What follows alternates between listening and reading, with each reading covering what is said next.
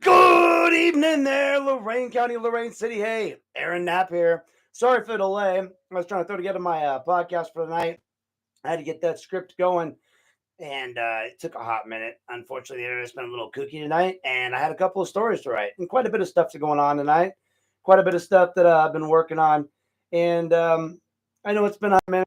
Sorry, I haven't been on for a while. Hold on, what we got here? No, all right. And so let's see what we got here. So yeah, been a little minute. Apologize for that. Lots going on, right?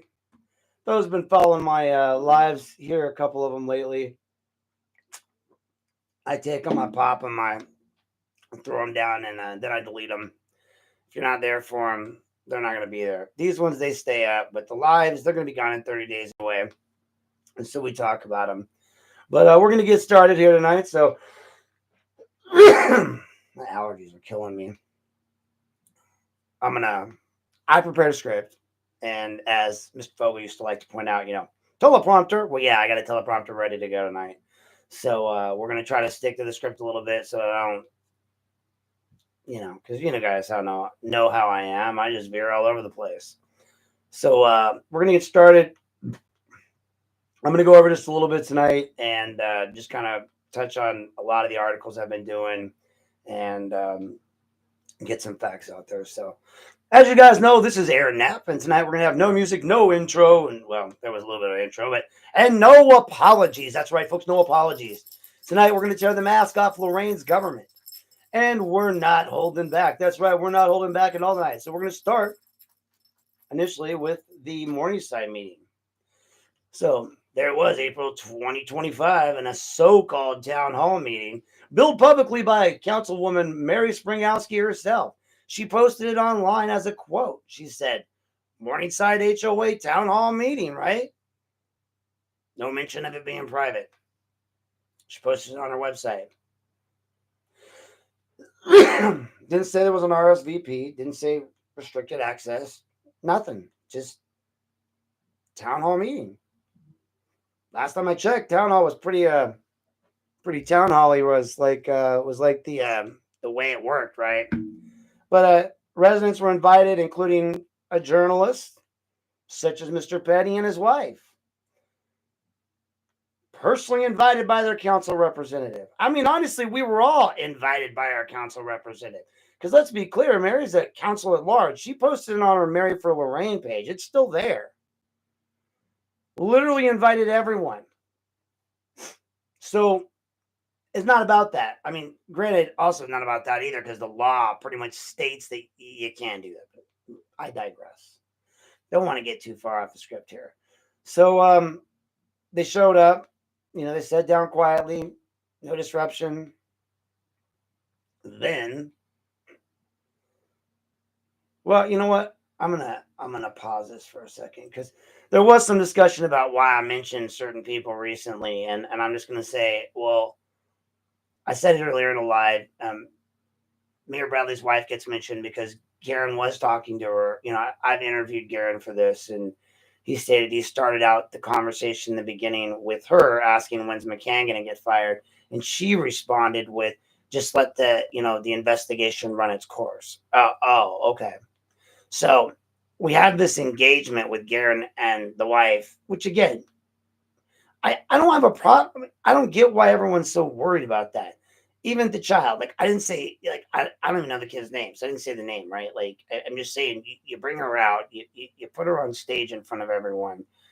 That's all I'm saying. It's just, I've said this since day one about kids in politics, but all of you guys keep bringing them in, every last one of you, and so my daughter had to watch some fun videos. Whatever. The bottom line is that I'm not dissing them. I'm not dissing his wife or kid, right? I'm dissing him for doing that, for putting him in that position. Like, there's no diss on them. Like, I don't have a problem with his wife. I don't have a problem with his kid. Like, she's a nice singer. She does a good job. I mean, I guess that's subjective. I like her singing, but at the same time, it alludes to something. And this is what I've been trying to say all along about everything and everyone is that, damn, it's not about, to me, it's not about whether or not it's good or bad or whatever. It's about how it looks to the general populace. So again, she gets to get up there and sing. Do we bring anyone else up there? We celebrate all these people that are related or attached incestually to city officials, city hall. I just once would like to see, why don't you go promote DJ Jeremy? Why don't you go promote, Dan Gillis's band? Sorry if I said that wrong. I think I actually said it right this time. Why is it just the one person? That's all I'm saying. Like, it gives an air of impropriety to everything that we do.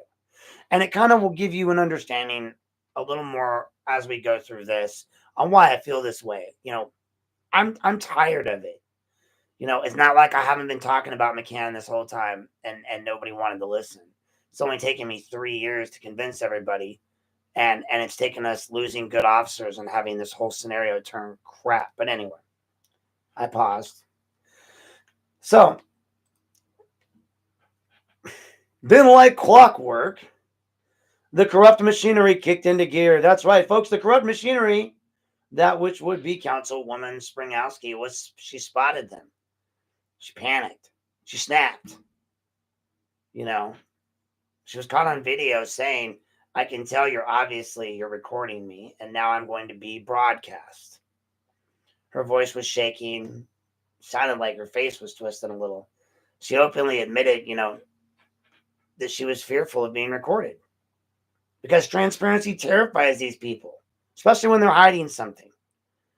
Petty calmly asked on the video, are we in public? Public? No answer. Of course, no answer.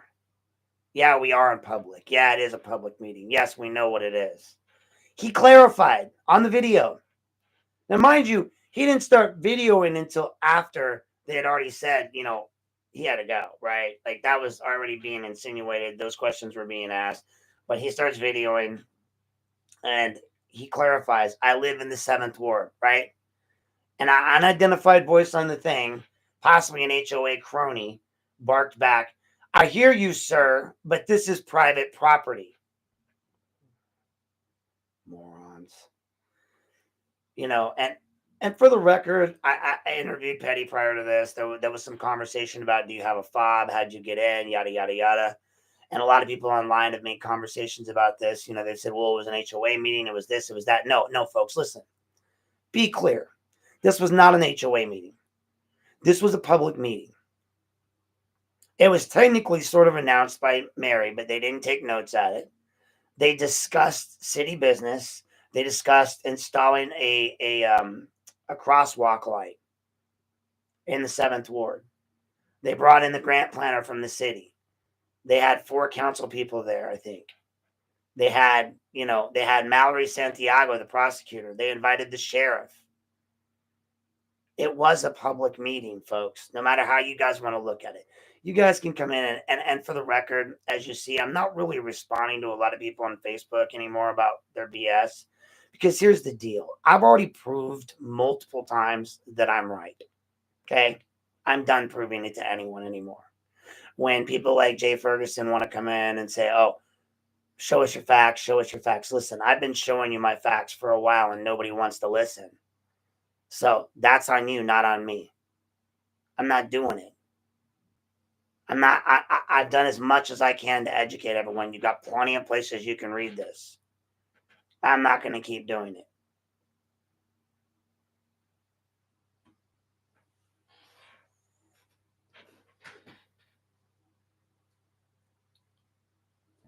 Hold on, I got to put my glasses on, Jane.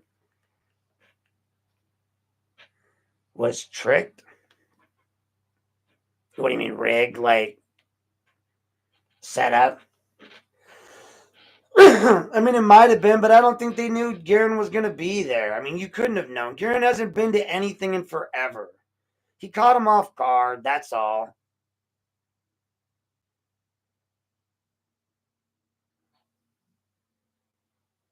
Well, whether they understood it or not, that's not the problem. If you're going to put together a public meeting, you've got to follow the rules, period. I mean, I just, I'm done with the excuses for everyone. There's no excuses. Here's the thing, Jane. Like, when you come to me now, if something like this happens now, what do you say? Aaron, is this the case? Right? Everyone knows, like, now, if you ask me a question, I'm going to answer it with honesty. If I'm wrong, I'm going to admit it. If I find something new, I'm going to tell you. But typically, I just know. And I know because I'm stupid boring. Because I sit around and I read stuff. You know, right now I'm reading this book on promoting community change. I just love this book. It really goes through all of the stuff on, like, communities and sub communities and your community as a community, perspectives on community, valuing diversity, 10 pondering questions, being impatient with routine duties, losing track of your community. I mean, it's just an amazing book on how to make change within your community. And, but no, back to, again, I digress, back to what I was talking about. Like, that's the problem, is that they, whether they realize it or not, this is a public meeting. You can't go,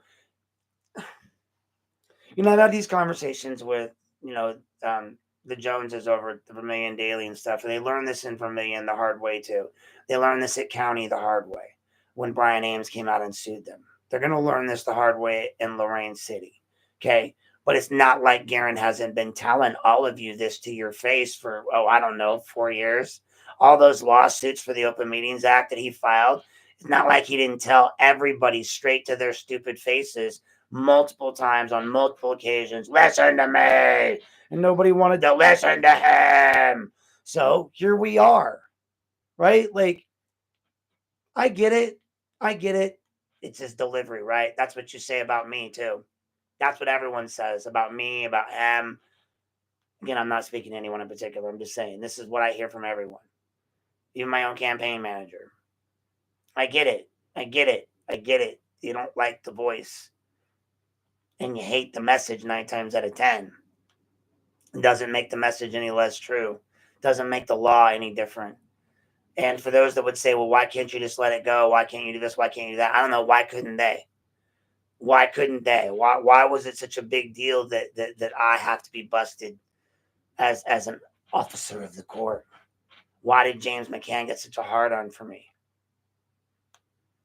I don't know. Can't answer it. Can't answer any of this other stuff. But all right, so let's continue on with this. But I'm just going to say, like, it was a public meeting. I've had this argument with people online. I knew immediately what had happened was illegal. I didn't even watch the thing. I went online. Garrett asked me if I saw what happened. I hadn't. I went and looked. I immediately researched it. It didn't matter that the sheriff went to Silo and got that ruling, because I know. I don't know what else to say. I'm done playing stupid. I already know. I mean, again, I have a stupid law books back here that I read. It's insightfully boring. This is why I will spend 3 hours on the phone with someone. This is why I do enjoy the company of people. Why I do want to talk to people. Yeah, it's beautiful. Sheriff's page, I love it.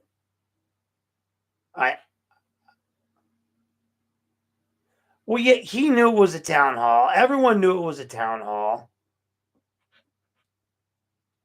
But I mean, again, Mary has to do what she has to do. That's it. She has to control the narrative. Some other people out there that we're going to get to that are like that later too. That's the problem with everyone, is they want to control the narrative. Okay, listen, I get into council. I don't care what the narrative is. Like, the narrative is the 6th word for me.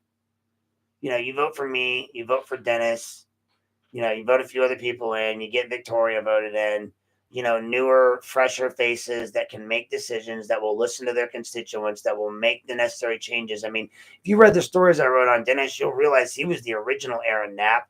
He was the original hero. He was the original one that they destroyed. You need to ask yourself why. Why has James McCann been their pit bull since he was a sergeant?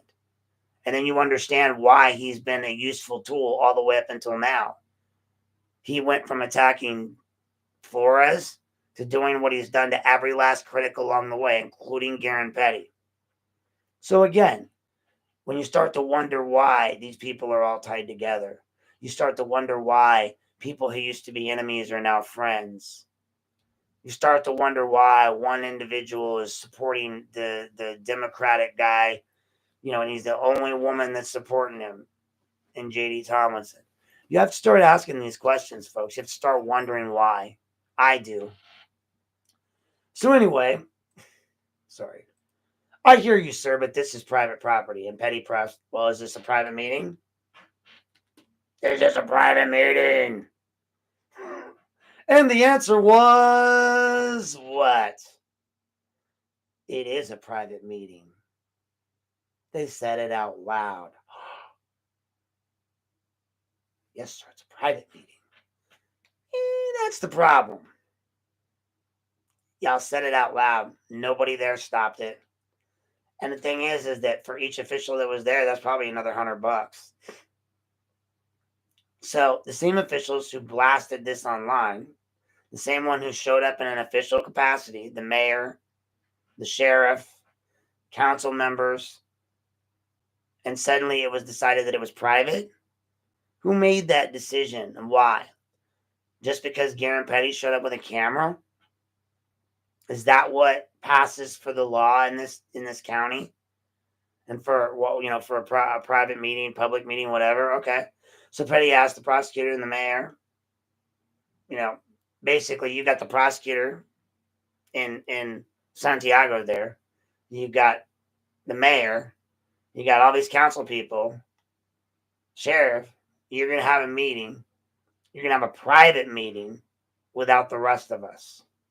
And you hear no answer on the video. Petty left without causing a scene because he knows the law. They've already tried to trespass him from one building, one public place. Why would he stay? So, I mean, again, you got to ask yourself that question, too. Something that I didn't really put in the script that we're going to go off and veer off a little bit here is that Mallory Santiago was one of the initial prosecutors on the case. Mallory Santiago, who also is running for a judge, showed up at Garen's house and was going to petition to put a sign in his yard and talk to him about running for office. Her running for office until his wife yelled, "Stop." This woman who's trying to prosecute this man didn't even know the address. This is how moronic these people are. She wants to be a judge, but you didn't even know you were walking up to a guy's house that you just tried to prosecute. Had to be removed from the case like all the rest of City Hall, mind you. They tried to trespass him once already. So you've got people in that building who bore witness and testimony and prosecution against him, who know this, use their position of power and influence to whisper into someone's ear and cause the very disturbance that they're hoping to see in Garen. But not this time, right? He knows better because I've told him we don't go in public without videos. We don't go in public without recordings. We don't go in public without recording. Period. And she had her Santiago for Judge shirt on. So she's wearing a shirt that says, "I'm going to be your next judge, but I don't know the law. I don't know the basics of public meeting laws and Open Meetings Act." She also says she's going to be representative of our community. These people don't represent me if they're going to do that. I want people that are going to, like I said to the Jones brothers the other day, I said, not the Jones brothers, actually, I was just talking to one of them, but me and Eric talk a lot and just talk shop, talk politics, talk philosophy, talk whatever. He drives truck and we just chat. And, and I kind of just threw it out there. I'm just like, it really just boils down to, I just feel like for all of us, we've just got to be real with ourselves. We've really got to see what's going on. Sorry, I just had a brain fart there. My brain sort of just drifted off when we were talking about that. But bottom line is you got this person that's supposed to know better and they don't. Oh yeah, I remember what it was. I was going to say, like, it's all about accountability, right? Like, we're supposed to be better than. We're the elected officials. Like, we're held to a different standard. And he and I were talking about like open meetings, and we were talking about like how Vermilion went through the similar problem, and they were very well aware how the Open Meetings Act worked. And they said, well, since 3 of us were present in a building, even though we weren't sitting together, even though we weren't talking, we were in the building together. We had to know. So we had someone take notes, right? The notes were, we didn't speak, we didn't talk, we didn't do this, we didn't do that. This is what went on, and that was it. And they submitted the notes. That's CYOA, right? So all along, that's what I've been trying to tell everyone. That's what Garen's been trying to tell everyone. We send you emails after email after email after email after email after email after email after email after email. And they all go unanswered. They all got unopened half the time. They definitely don't get responded to. And so suddenly, when we show up and hold you accountable, it's boo-hoo. So, I mean, again, you wanted a guy that you just tried to charge with all kinds of crap over nothing. Again, Brianna was scared, please. Dude, I've read all the transcripts. I mean, again, you want to talk about that. They hand-delivered, McCann had and Morris hand-deliver all the evidence to me, violated clears right off the bat. This case against Garen Petty is a garbage case. It's going to get thrown out, and if it doesn't, it's going to get automatically appealed because of the ex parte communication between me and the visiting judge. It's the biggest lop of crap I've ever seen in my life. It's the most selective prosecution of anyone I've ever seen in my life. Per their own rules and regulations, they violated their own rules and regulations because they didn't give Garen an opportunity to leave, as their own policy says, which they gave Tia. So again, you guys want to talk to me about, you guys all want to get online. You keyboard warriors want to get online and talk crap about Garen. Oh, I don't like him. I don't like this. I don't like that. So what? So what? Social worker, I would have said, oh, everyone's feelings matter. This Aaron says, so what, man? Your feelings don't matter. The law is what matters. If I'm going to be in government, I'm not there to be anyone's friend. I'm there to get and write the law, and not enforce it, but make sure it's being followed, right? If we're in a meeting and someone's running their yap, I'm going to shut them down because I know, see, the difference is Mary likes to go around running their yap about Robert's rules and quoting Robert's rules. I get it. That's cool. I get it. I get it. This is how we get order back in that building. Right here. Right here. Right here. Good old blue eyes. We'll bring it back to you. I'll bring a little justice back to Lorain City for you. I'll be like, point of order, folks. Point of order. That's right. Point of order. He's texting. He's texting. He's texting. You all get censored. That's right. Presents for everyone. Morons. I mean, God, if the thing that Garen's asking for the most right now that they won't give us is the certificates for the Sunshine Law case course, right? I'm not in office, but I've taken it twice. And you can take it for free online. All of you can. You just go online, bang, bang, bang, bang, right there, right? First night in office, my seat warmer says, sign me up for it, Brianna. All right, seat warmer, have you taken it yet? Oh, that's right. Yes, you can take it. You can go online to the Ohio Attorney General's class. You can go online to the website, and they have an opportunity for you to just go online and take it in parts, right? Once you complete it, you get the certificate that you're done. That's it. That's all you have to do. And then there's also another one that I've taken that no one else has taken called the Mount Vernon class on governance, which is a shore up on that. So you understand all this stuff. I understand that enough to know that I don't know everything. I have been reading their laws, rules, and regulations.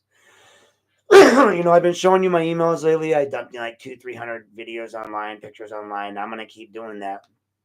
I have, I fought with the government for a while with Levesque about getting the police records or the individual police files, which I wanted. Again, all of them broke their own rules when they stood by and allowed the racism to occur. But we're going to get to that later.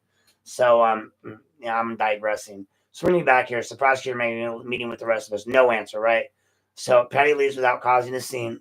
because he knows the law and he knows that they're already out to get him, just like they're out to get me. I'm not leaving my house right now. I'm definitely not going out. Everybody wants to make jokes. Oh, have a rough weekend, Aaron? Yeah, no, Matthew Steed, I did not have a rough weekend. I don't have those anymore. And I only had one that night because I was assaulted and I'm a disabled veteran.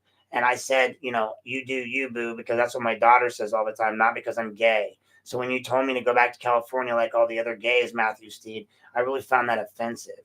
That's kind of a hate crime too.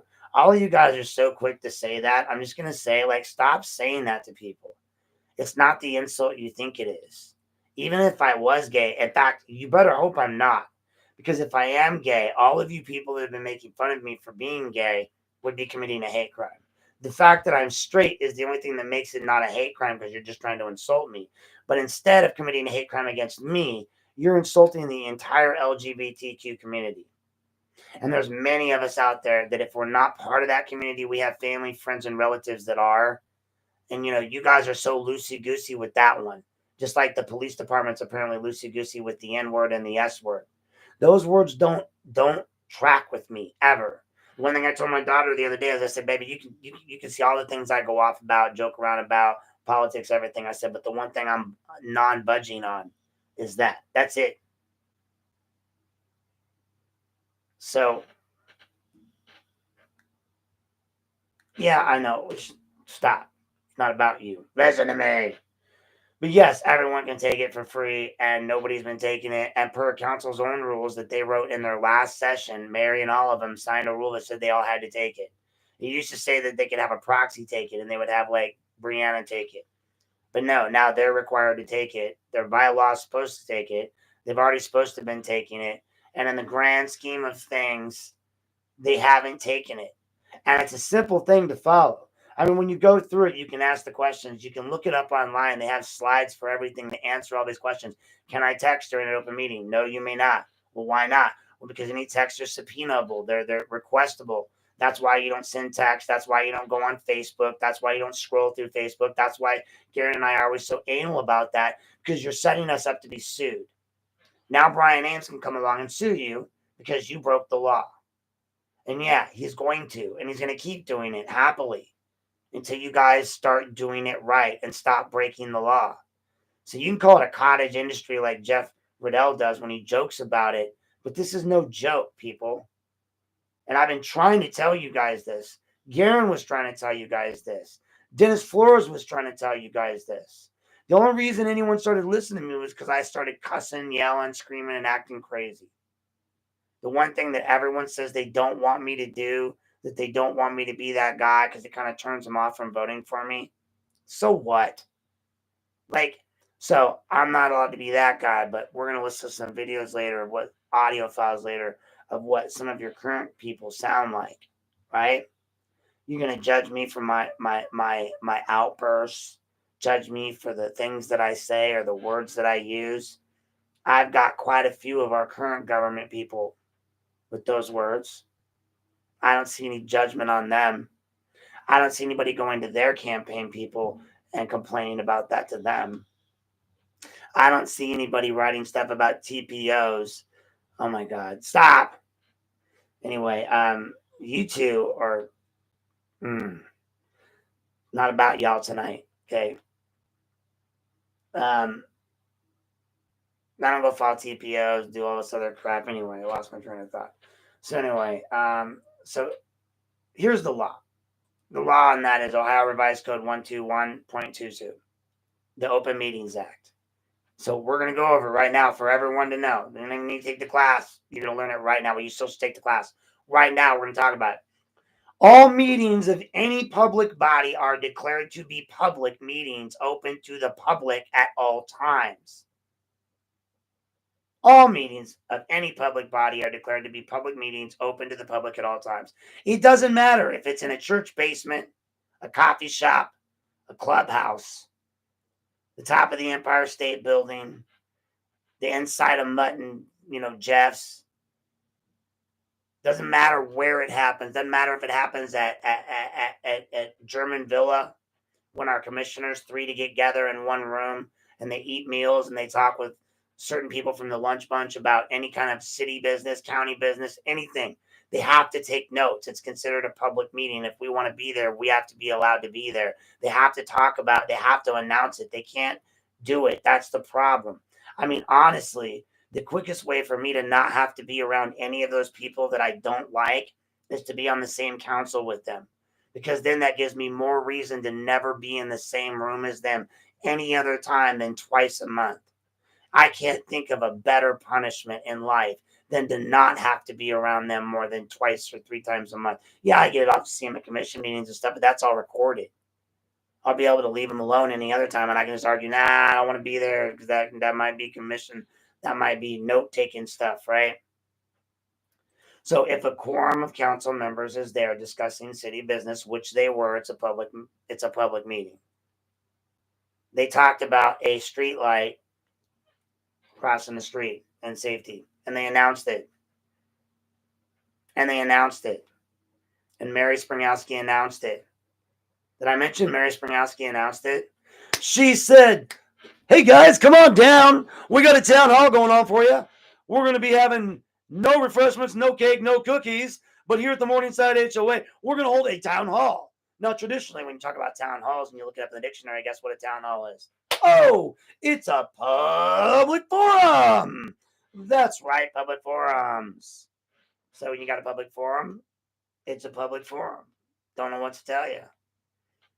So now they're all trying to backtrack. Oh, he wasn't told to leave. Oh, he's such a bother. He videos everything. You guys are videoed everywhere you go. Shut up. Like, I'm videoed right now on a video camera right back there on the top of my PlayStation. That's why I laugh when they try to say, oh, he came and stalked me. No, I didn't. I don't leave my house. I got video cameras in my house, video cameras outside. You're videoed every time you drive by my house. Cops are videoed. You come in my driveway, you're videoed. You come inside, you're videoed. 3 places you don't get videoed in my house. Inside a bedroom. Well, my bedroom, I have video camera up in the wall because I don't trust my kid, because I don't trust kids. Kids lying, their mouths are open. It's their instinct at very young ages always to self-protect. So they don't have logic yet. So they don't know that you already know that they did something, right? So you lock your door and you keep it safe, and you put a video camera up to make sure, just in case they somehow are smarter than you, which most kids are, they can't get in. But none in the bathroom, none in their room. I tell that to all the kids that come over, so if you're going to commit a crime, my bathroom is the place to do it, because there's no cameras. But there can't be, because that's illegal. Even I try to tell people that, they'll be like, oh, I have a camera in my bathroom. That's illegal. Even if you have a sign up, you can't have a camera. Hold on, let me see what you're saying there. Oh yeah, the engineer that spoke bragged about how he got the crossing lights for Morningside. I mean, in the grand scheme of things, all I see is that they're getting business done, city business. Garen was there. He still works for my non-existent news company. This is still what we do. They may have beat me up for a little while, but it doesn't mean we're not working. I was still putting out stories. I've been substacking the shit out of stuff. He's my on-the-scene reporter because I'm still too little PTSD to go out in public. I barely leave the house. He's constantly offering to buy me stuff. Hell, I thank my anonymous donor for the ham I got. I mean, they're not anonymous, but I don't know if they want to be announced or not. But thanks for the ham. Anyway, we're going to go back to public meetings. So it's public meeting. If city officials are there in their official roles, it's a public meeting, period. So the moment that Mary opened her mouth and complained about being recorded, she admitted she was acting in an official capacity. The sheriff was in full uniform. The mayor was making city statements. Game over. Violation of the law, folks. Plain, simple. Done. Why does this matter? You might ask, right? Well, it matters because the First Amendment's clear. The right of the people to peaceably assemble and to petition the government for a redress of grievances. Transparency is not optional. Okay, guys? Let's say it together. Transparency is not optional. Transparency is not optional. Transparency is not optional. It's mandatory. Mandatory, not optional. And when elected officials kick out citizens from public discussions, they don't just violate Ohio law, they violate the Constitution. Now let's talk about the real reason they're scared. Because they're covering up illegal meetings is just one piece of the pattern. The real pattern is retaliation. Let's look at what they did to Corey Middlebrooks. Middlebrooks, decorated Lorain officer, right? Granted, I know a lot of people have a lot to say about him. I don't care if he was a jerk, a nice guy, whatever. A decorated Lorain officer, above standard evaluations by every report. Multiple awards, multiple. Praised for leadership, investigations, and community service. Then what happened? He refused to play ball with the dirty politics inside LPD. Right? He refused to look the other way on racism. And that's where the big claim is. He refused to ignore policy violations.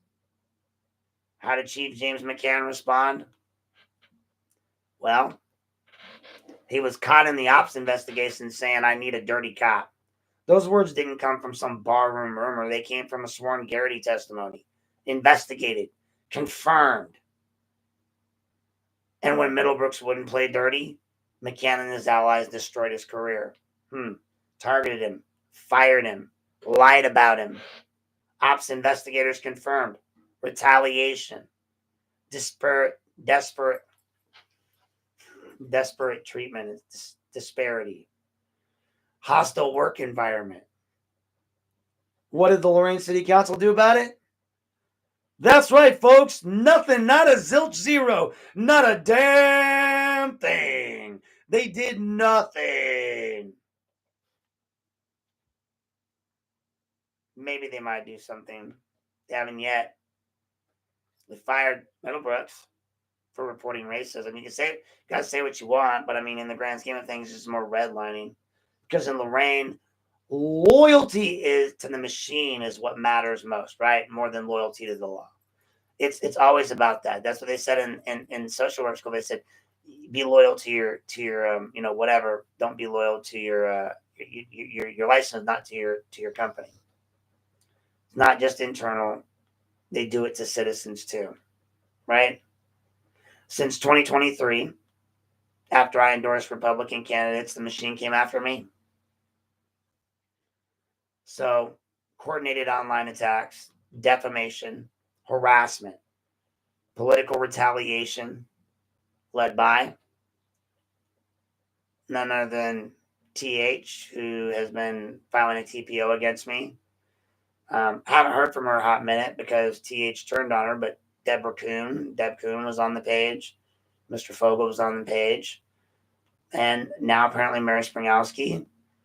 And now these people, some of them are Angel Arroyo's campaign proxies, right? I don't think they're working for him, right? But I know that they're running a page that is basically siding with him, going after me. They're making statements about wearing shirts to the campaign meetings with him.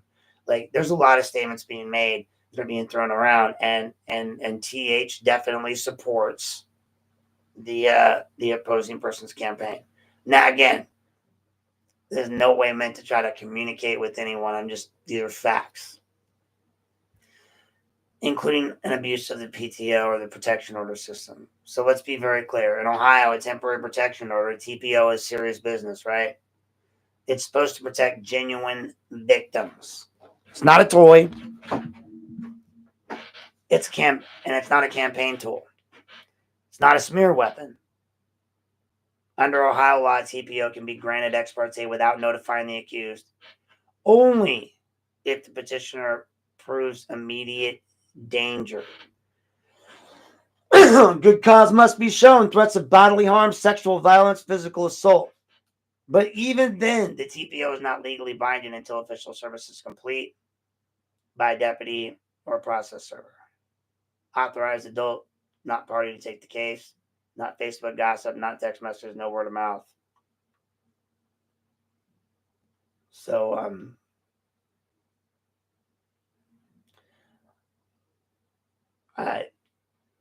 I was served the order though, and but you can't strip constitutional rights based on gossip and vendettas. Okay, and what was filed against me was nothing more than weaponized hearsay. There was no direct threats, no direct contact, no direct recorded evidence, only a secondhand Facebook rumors from political enemies, and also unverifiable supposed phone calls. And then later, that same individual, Mr. Moreau, recanted his statements.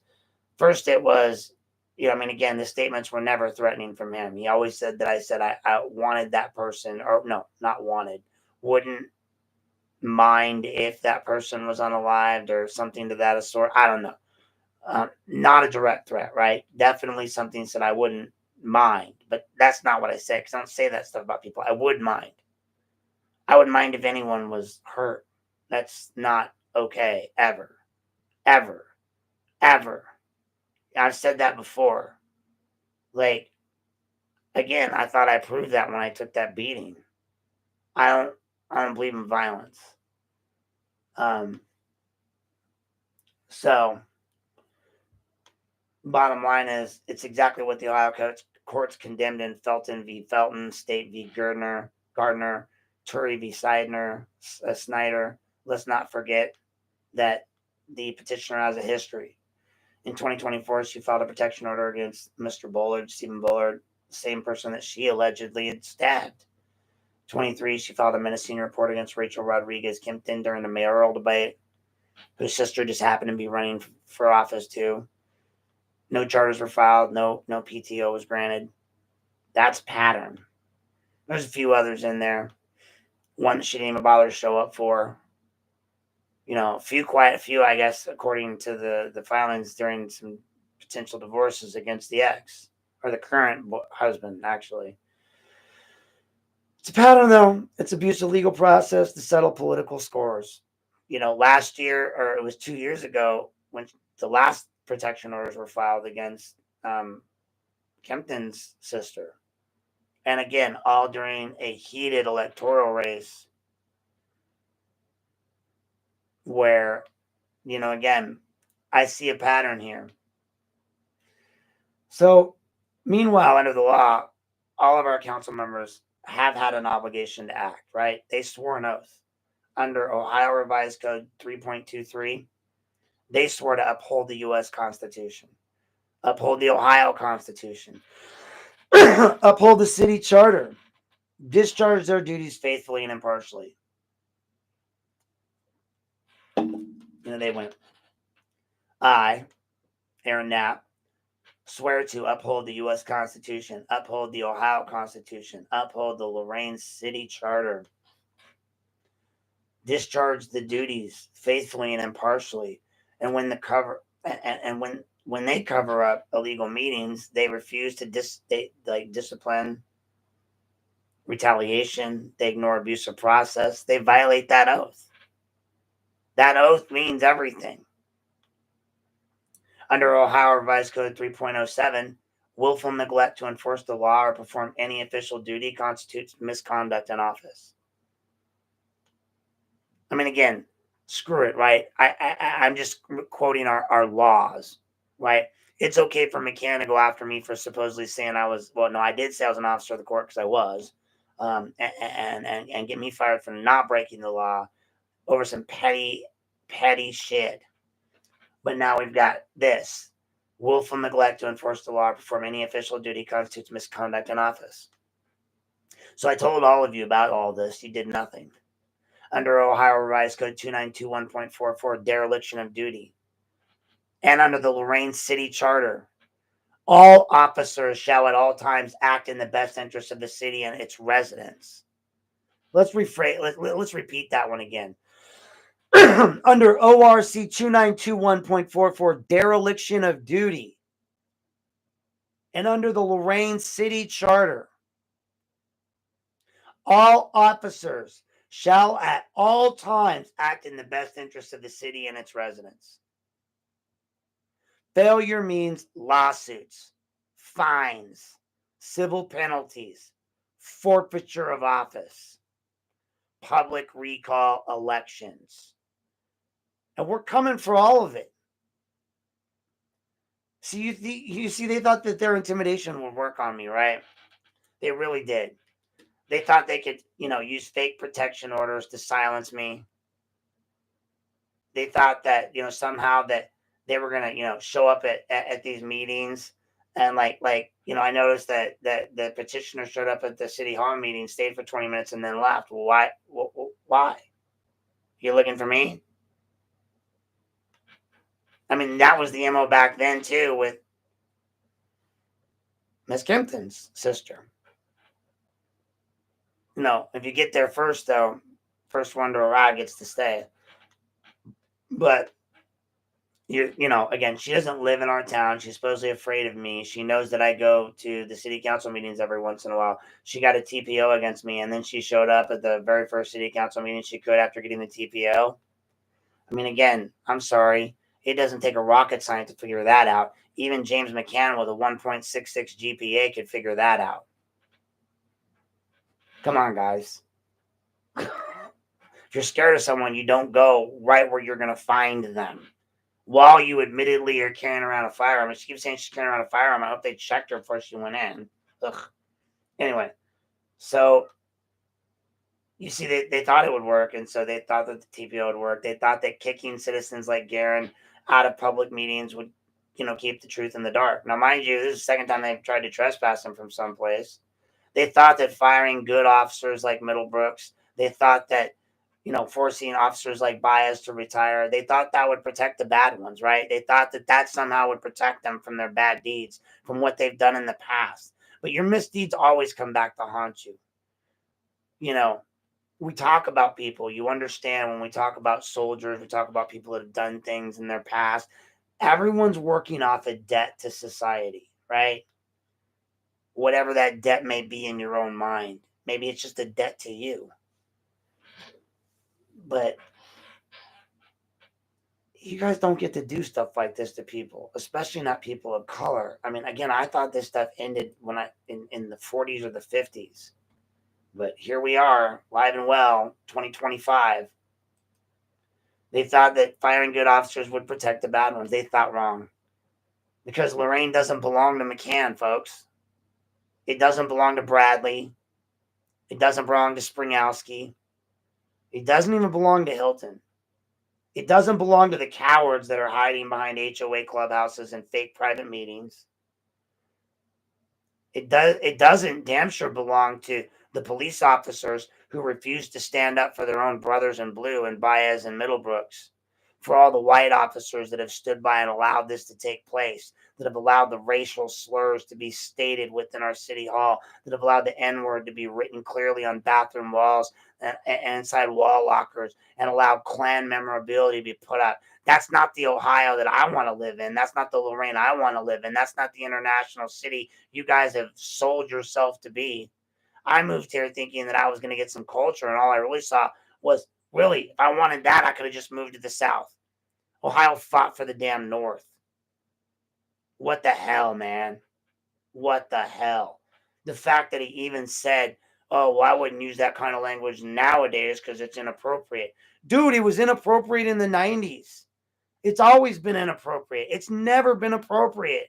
It's never been appropriate to say the N-word or the S-word when referring to people of color, when walking into a bar or any other place. It's never been appropriate to put that stuff on your walls.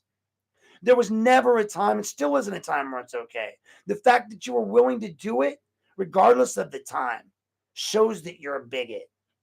And his family's come at me and tried to argue like little rats that they're not bigots. Maybe you guys aren't, but he is.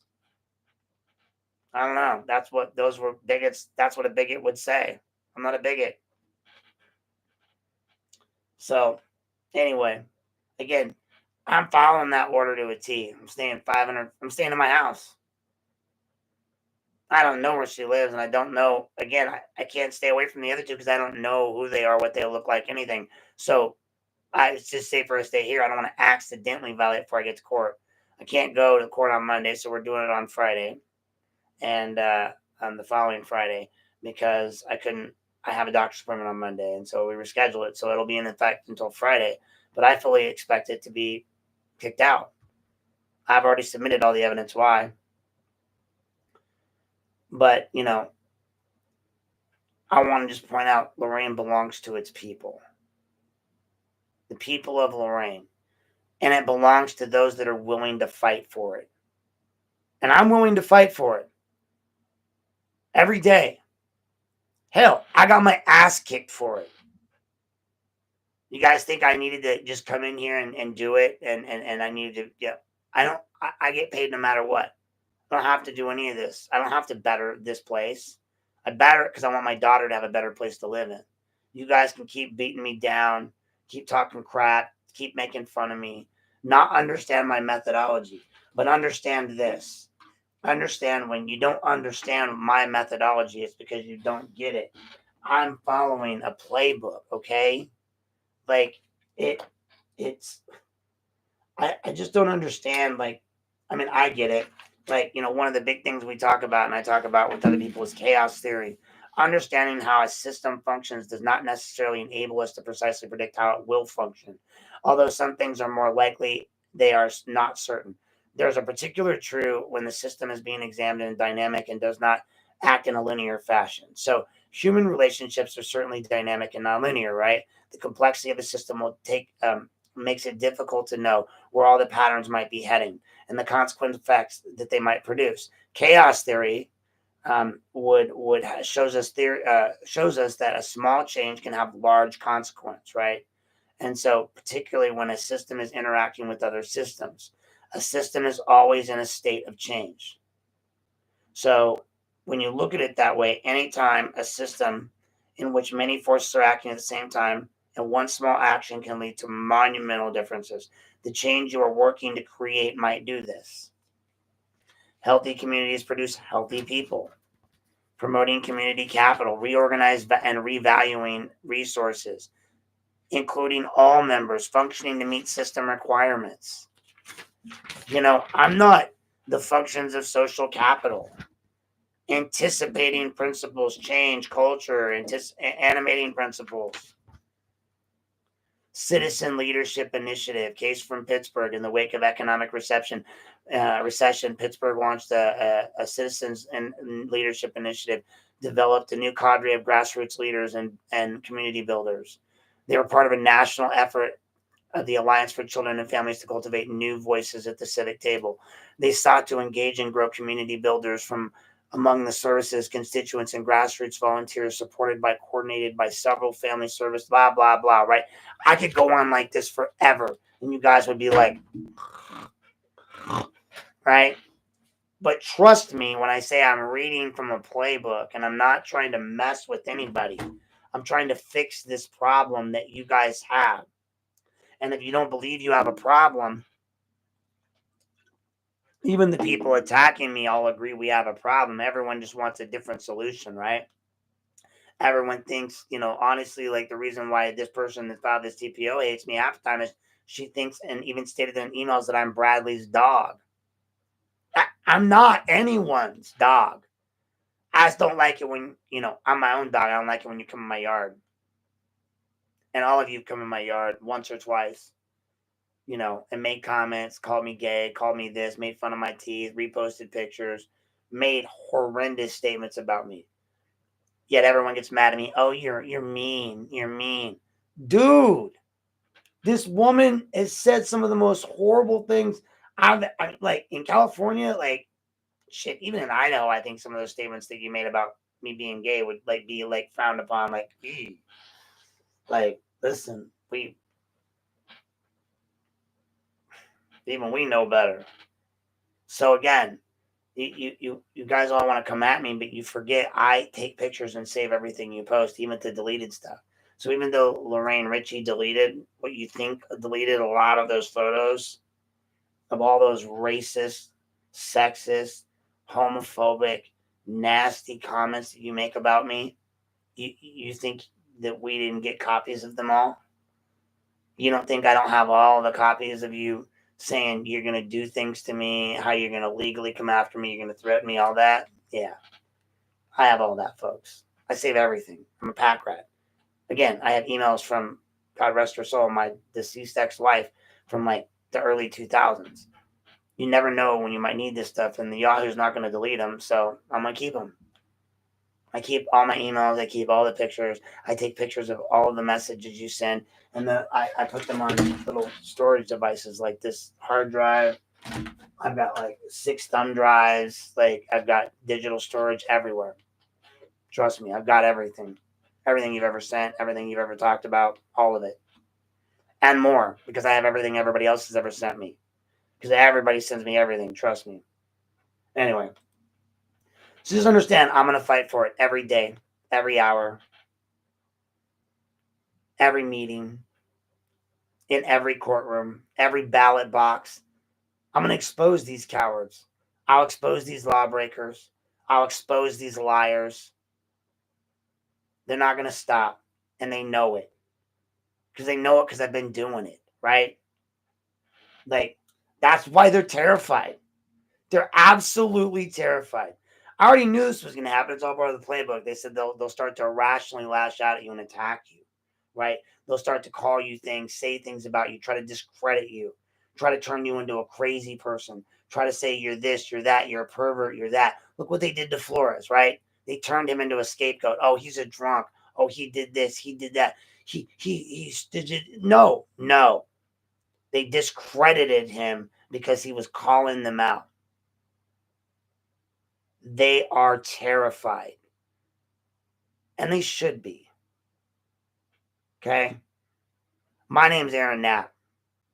Aaron C. Knapp, and I stand for transparency. I stand for accountability. I stand for Lorain. I've stood for all of you. I took a beating. I knew I was in enemy territory. Eventually someone was gonna probably do it. Doesn't mean that I could predict it. The chaos theory and game theory basically say that eventually these little nudges are going to end us into some sort of an issue, right? But I'm not going to be moved. I'm not going to be moved. Okay. That's just it. And, I've gone through and I've looked at everything we've got going on with this stuff. And, I'm disappointed, folks. I really am in the way that, it's pretty weak the way they've come at me. I'm going to, give you a little bit more information. That's pretty much the end of my script for tonight's podcast, but I wasn't really happy with the way it was filling out when I did it. I had a lot more I wanted to talk about, and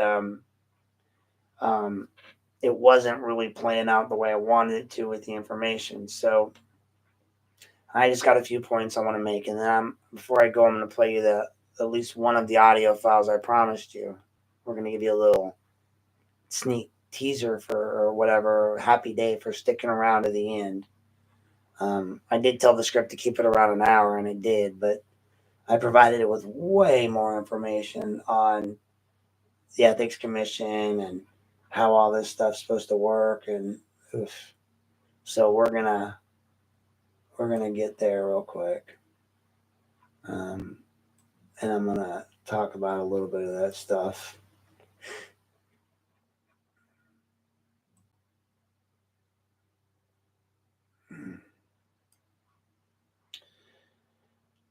A lot of what concerns me about what I was trying to address in all of this and was going to address in all of this is the fact that, I have over 283 emails sent to different public entities over the last 3 years. Out of all those people, the only person that's really responded to me consistently has been Mayor Bradley. I'll give him kudos on that. He may be a jerk sometimes, but he always responds. So I kind of give him props for that. I always have. I said, you know what? You're out of all the guys that I email, you respond. Most of the city council doesn't respond. They don't respond to most of us. Jane said it in her thing. They don't respond, right? They just don't. So, when I look at, different things so here's some stuff that I was kind of going over. So like on January 13th, 2024, I raised serious concerns about Baez while serving Lorain councilman. He was serving as a full-time police officer. That's clear, dangerous conflict of interest under Ohio law. wasn't theoretical. It wasn't a technicality. It was a direct threat to the integrity of every vote Baez cast on matters involving law enforcement and public funds. I sent formal requests. I quoted the law. I pleaded the investigation for an investigation. And what did I get? Silence. Worse yet, Mayor Bradley passed the buck, telling me to take it up with the Ohio Ethics Commission, washing his hands of any responsibility. I did. I literally did, and we're still waiting on the results of that. Filed against him and the prosecutor slash mayor, whatever his name is, Radiff.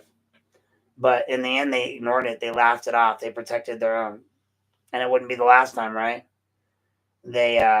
Weeks turned into months. The pattern's undeniable. The public concern was met with mockery. Ethical violations were met with excuses. Series of complaints that kicked off down the road were all buried altogether. Mayor Bradley's condescending reply still rings true. He said, "You should look in the mirror when talking about unqualified idiots." Because I called Ray Carrion an unqualified idiot. I mean, shoe fits. That's how Lorain, and again, he's my government, so I can say whatever I want. But you can't say that back to me because you're my government. So again, that's how Lorain leadership, though, views, when you ask for accountability, when you stand up and demand better. But the bias scandal was just the beginning, because the looming larger, issue was the real rot was the Lorain police chief of Lorain police chief, right? So McCann's behavior isn't secret. His verbal abuse, his discrimination, his retaliation against officers who spoke out, all documented, all ignored.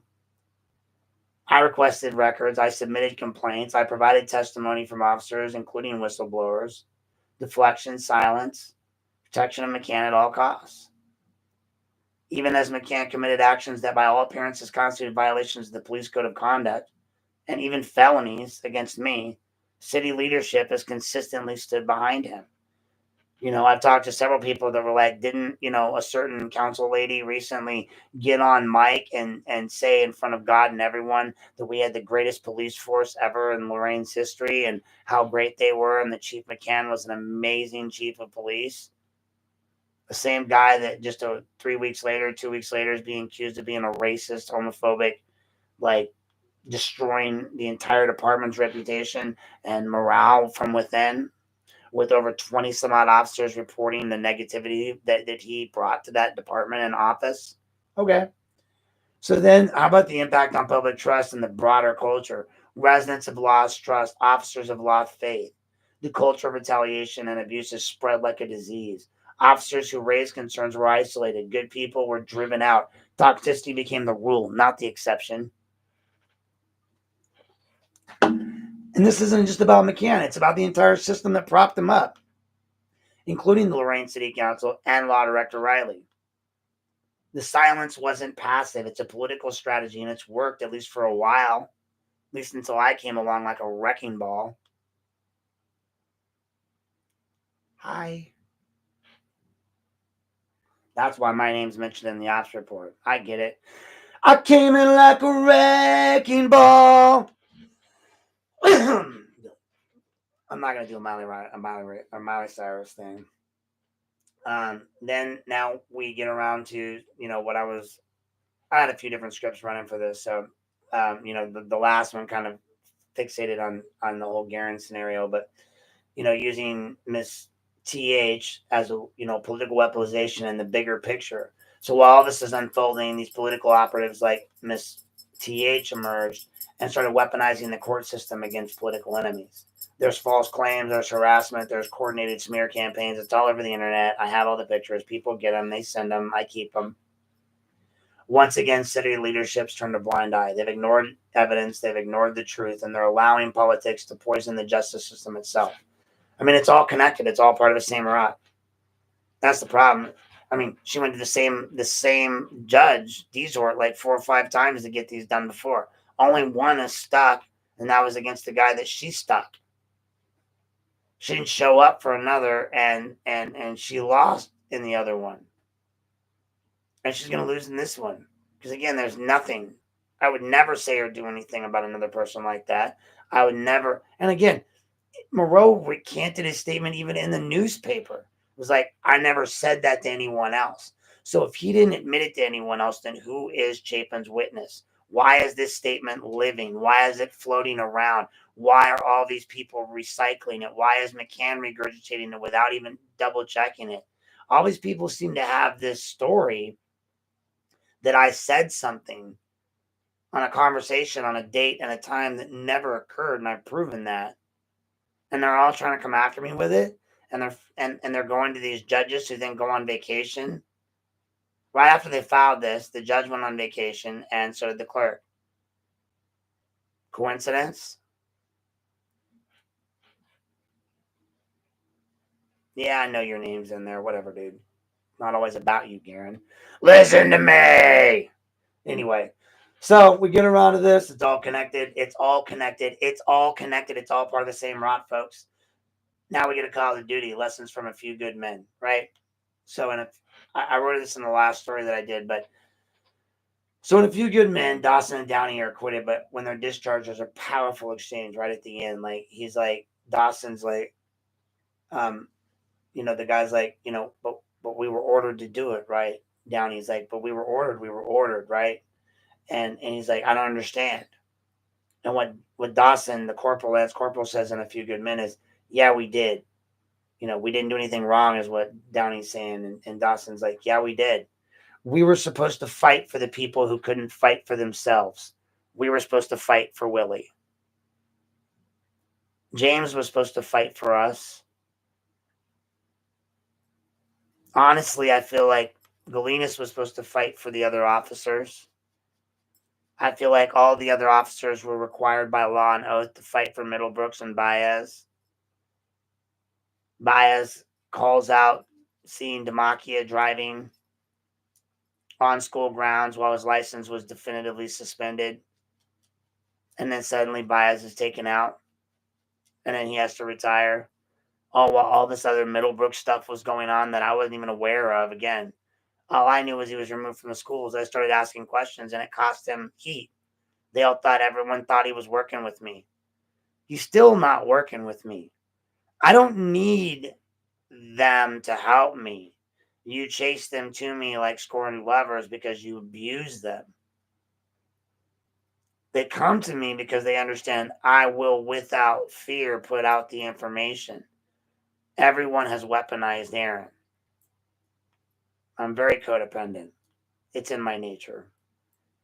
So people come to me, they give me their information. I send it out now. Like a torpedo. I got 47 emails in my email box right now I've got to go through and start writing stories on. There's so much more to come, folks. And for the record, anyone out there who watches this, who wants to send me more stuff, aaronthesocialworker@gmail.com.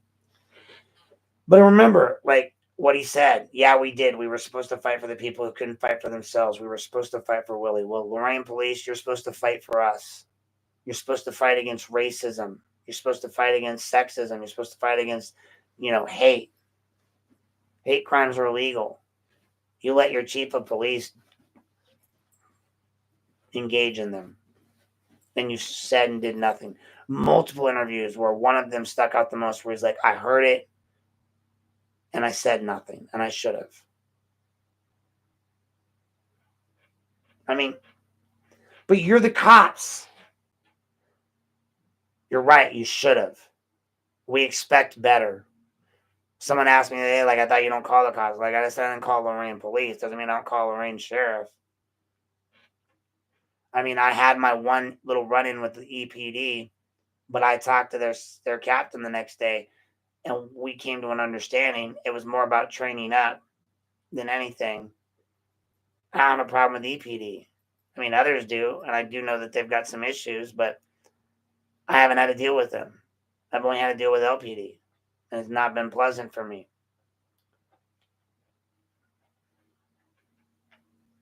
So again, Lorain leaders were supposed to do that for us. They're supposed to fight for people like Corey Middlebrooks, a man who received the department's Purple Heart after nearly losing his life in the line of duty. And instead, they just turn their backs on him, on justice, on their oaths, and on us. Folks, Lorain stands at a crossroads. we will remain trapped in a cycle of silence, corruption, and cowardice, or will we rise demanding accountability, reform, and return to a basic decency? To the officers who stayed silent while racism was running rampant within our police department and abuse festered, you have a duty. You had a duty. To the council members who looked the other way, you have a duty.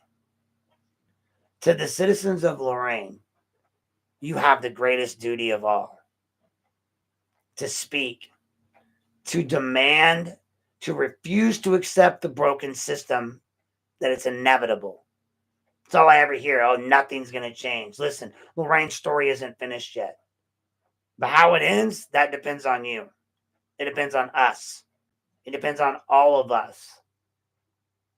I thank you guys for listening, for staying engaged. Stay loud, stay unafraid. This is Lorain City Politics. And I'm going to say, stay lawful, be lawful, not awful law enforcement.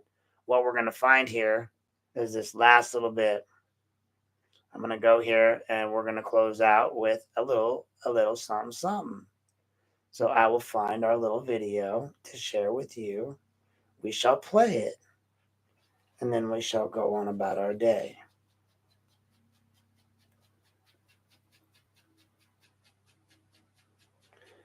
I do want to thank you guys for tuning in tonight. I do have a lot of information that we we're still going to get out, that we're going to put out there soon.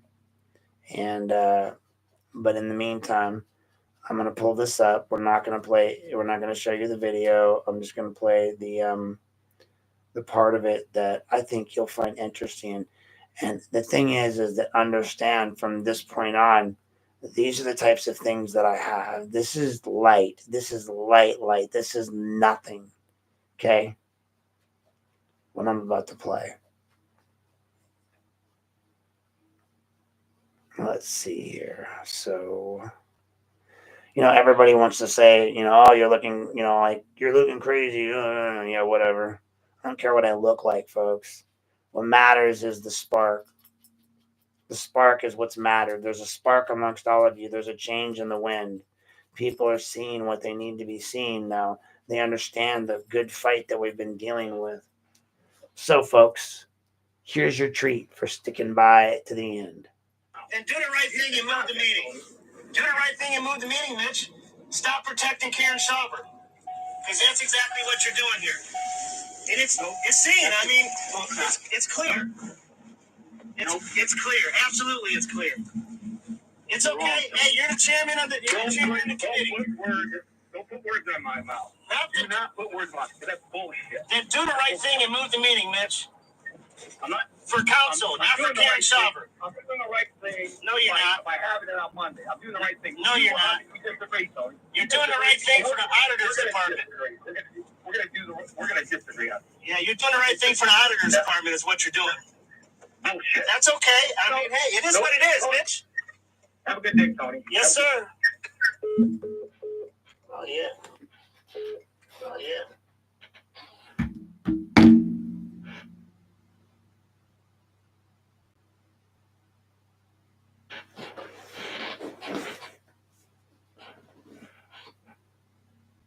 Now imagine, I have that.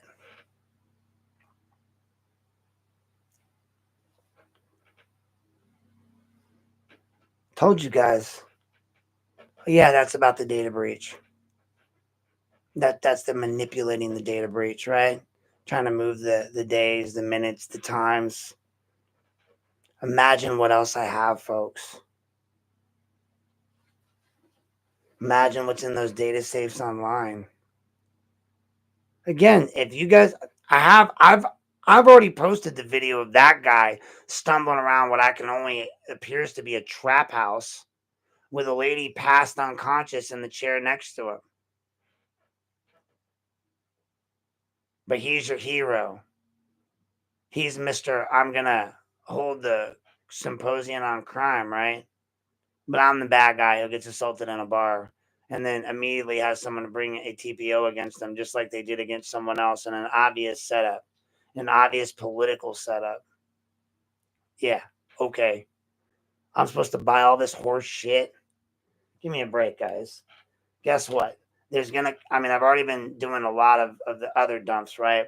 I've been transferring all of your emails and all of the communications I've had into these stories. It's all coming out, and everything everyone's giving me is going to keep coming out. Again, the audio files that I have of bailiffs doing dirty stuff, of other people. I mean, you guys got recorded doing a lot of stuff. Just because a little pro tip, just because someone on a phone call says, "No, I'm not recording you," doesn't mean that they aren't recording you.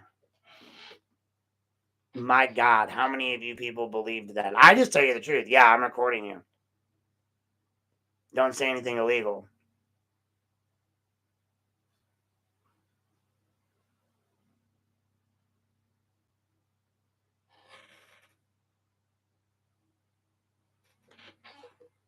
Oh, I don't care.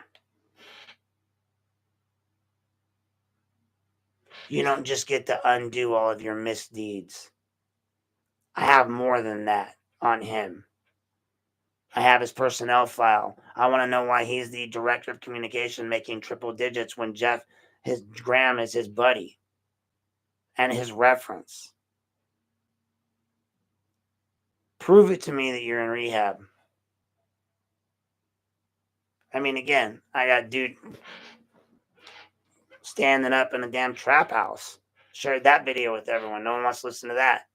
What difference has he done in the last 6 months? I watched him working, doing what he was supposed to be doing, council work, claiming to do school business, a violation again of the Open Meetings Act.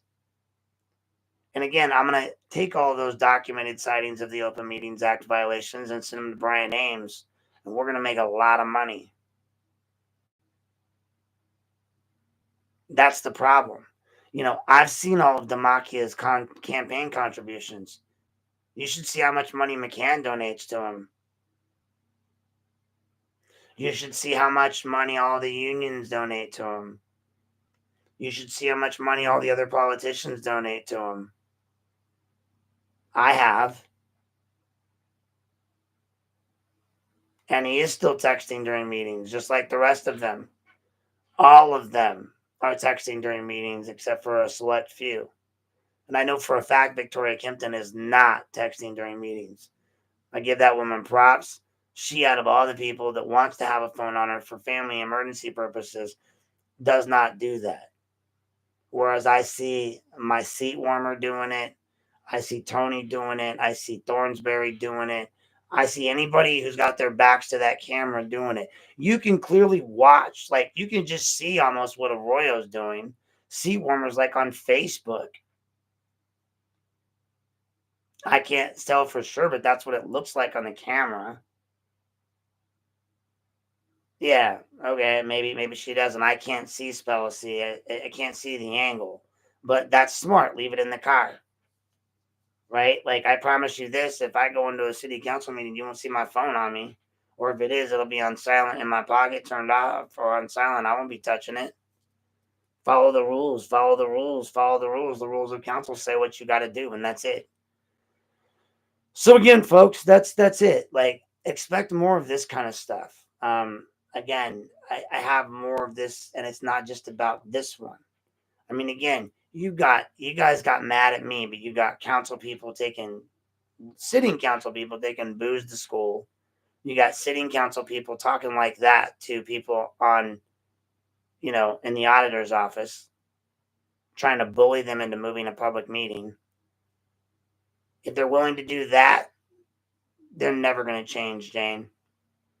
All they're doing is showing you a pretty little true blue color because it's getting the last 6 months. Of course, he's looking good, right?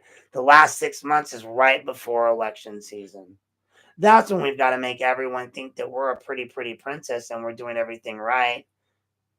That's the season that we start to stop being red faced. I mean, amazing. If you look back in your records, Jane, when you got called to court last time, it was I know, I get it. I know you do, but you're smart enough to start to see the light. I know Mr. Petty here likes to be a dick about everything, and that's fine. But we have to allow people to be educated. And this book says that the hardest way, the hardest thing in the world besides, getting over a fear of heights and public speaking is change. And honestly, I'm not even mad at these people for being who they are, right? Can you really be mad at this current incarnate of government for being who they are when they were taught this by everybody else before them? They continue to be taught this by all of these people. This is the mentality. This is what we do because we allow it to happen. This is on us, the people. This right here is because we keep doing the same damn thing. I voted for these people too. I didn't know any better. Then I started reading. Then I started educating myself. Then I started looking at their budgets. Then I started looking at what they were doing. I look at the contracts they were signing. The very people that they're signing contracts with are giving them tons of money. The first law I passed, at least try to pass, if I can get support, is to do away with any campaign contributions to any politician from any person who does business with the city of Lorain. So that means if you do business with the city of Lorain and you donate to somebody, you automatically cannot do business with the city of Lorain anymore. Problem solved. Cold water consultants, problem solved. Again, 7th ward, 8th ward, all these other wards getting street lights while I can't even get, a stupid hole fixed. Brian Ames is coming. Hell, I learned quick. I sent Brian Ames the motion I was already working on. I Google Doc'd him, added it, edited it, and then sent it to him along with copies of links to her page with the announcement on it, copies of the announcement, and all of the information I'd already gathered on it. I was already writing the motion to be Brian Ames. So, again, you guys in the government really poked the wrong bear. I was going to go easy, but not now. Now all of my articles are literally as I'm messing around with the chat GPTs and stuff, I say, nope, gotta be scorched earth, gotta be scorched earth, gotta be scorched earth. Because that's what they've been doing all along.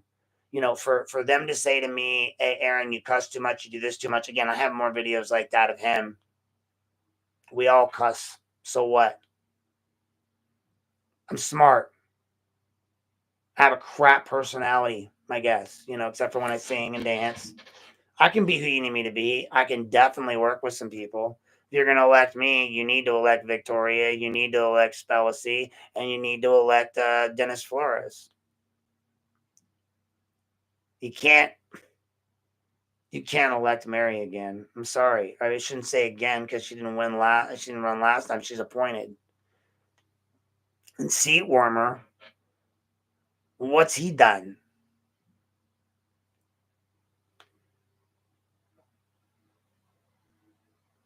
Moon, I just don't see. And again, we're going to do some more discussions about Mr. Bear. I still think that there's some stuff going on with him that we need to look at. That I know for a fact he used the Marine Corps seal illegally. He fixed that, but just like Miss Garcia using the city seal illegally. And I get it. Everybody wants to be, like, oh, it's not a big deal. It's not a big deal. They're all big deals. If that's not a big deal, then me using officer court isn't a big deal. And this whole thing should have never happened to begin with. When everyone says I should just leave, oh, yeah, go look at my page. I've got another McCann on my page. They're like rats. They come out of the woodwork. Another one's like, our family's not bigots. Again, maybe your family's not a bigot, but James is. Prove me wrong. Somebody prove me wrong that James McCann isn't a bigot and a homophobic. I'll wait.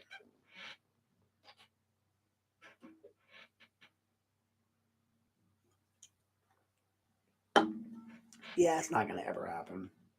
Because he is. Call a spade, man.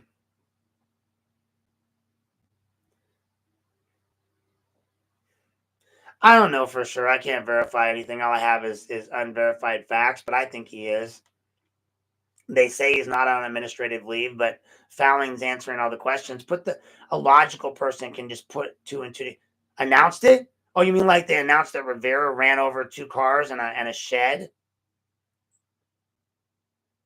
They don't announce shit, Jane, unless I force them to. You realize they weren't going to talk about Middlebrooks until I spoke up, right? I was fed the Middlebrooks information long before they were ever going to do anything about it. I knew about the EEOP complaints, so I put them all out there, and then suddenly they had to start working on it. Same thing with Baez. I started asking why he wasn't at the schools anymore. They had to do something about it. Same thing about everything. They don't do shit until I say something or Garen says something or someone says something. So here I am having to call every last little thing out to them. So I'm the reason that we know about Middlebrooks. I'm the reason that we know about Baez, and I'm their biggest friggin' supporters, whether people like them or not. I don't care. They were being racially profiled by our chief. And by firing them, they are our city, by firing Middlebrooks, regardless of what they want to say, without addressing his racial claims first, they did him a total disservice, and he has a lawsuit against us. Yeah, what about the money that they wanted to spend on the cop that hit the fence? And they wanted to hide that from us too. I mean, this guy is a sergeant, Rivera. He hit 2 frigging cars and a shed and drove away. Literally drove away from the scene of the accident. Imagine that was me. Hell, I was front page news for a TPO for some bullshit. It took a week for them to report that shit. And again, this guy was asking about it. That's why. I got a hint from somebody that it was happening, another source. They sent me the link, and I started sending requests to the city for it. So they funneled the story to Carissa, who put the story out, or the Journal, or somebody. So they put the story out that I'd been asking about, that I was already ready to go, because they need to scoop me, right? That's the thing. They need to scoop me, so they need to sell their narrative first. So again, that's why you guys should all be subscribing to my Substack, right? That's the bottom line there. But that's just not gonna. These things aren't gonna happen. Like, I'm not playing this game anymore. We're gonna start dropping bombs, and lots of them, folks. And the information's gonna be put out there, because that's where the real power is. You can beat me down. You can make jokes about the fact. Listen, it wasn't. First off, I I I applaud the fact that you guys think that I staged the fight. I don't know how you can stage getting your ass kicked. But I've trained my body to put my hands above my head and interlock them when people are trying to hit me, because I know that if this happens, I won't hit someone ever. You can pound me to the ground, but every video, every angle is going to show me not hitting. That's just muscle reflex. I've trained myself to do that because I don't want to hurt anyone. And I never will. Because the only thing I have control over is that. That's it. I can't control if you shoot me, kill me, beat me, nothing. I even told my kid that. She goes, well, what if someone's hitting you? I was like, can you control what you do? Yes. Can you control what they do? No. Well, I said to my kid, well, you're bigger than everyone. What happens if you hit someone, they hit their head and they die? Do they care that you were defending yourself, or do they care that someone's dead? They care that someone's dead. Again, the fact that the person that's trying to take a TPO out against me is literally laughing, saying I didn't fight back and got raw dogged and can't fight. And everybody saw in that video I can't fight. So what's the problem? Like, why are we even having this conversation then? If I can't fight, why are you even scared of me? Like, what do you guys think I'm gonna do? I can barely walk as it is. You know. But hey, I'm like sitting here looking at like all these videos. So like here's a clip. Let me see. Well, I'm not going to share the screen, but it's basically Mary says, she types a question during the Hall election. It says, says, I want to know if Mr. Hall has promised jobs to certain individuals in return for their promotion of him. Lorain Ritchie writes, great question. All I have are rumors coming fast and furious. If anyone has any proof of even the fakers, because we will track them after the election and see where they end up in the new budgets. I can link a few of them. Of course, then Carrie Mueller Buckley says she's voting for Hall.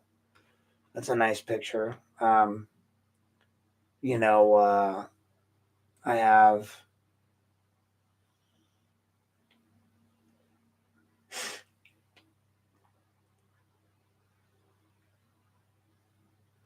That's just a piece of the Middlebrooks interview.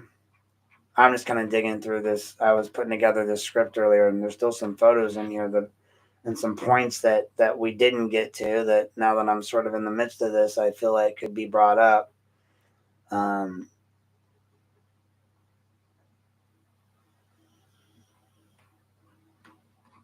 Just kind of. Let's just take this in.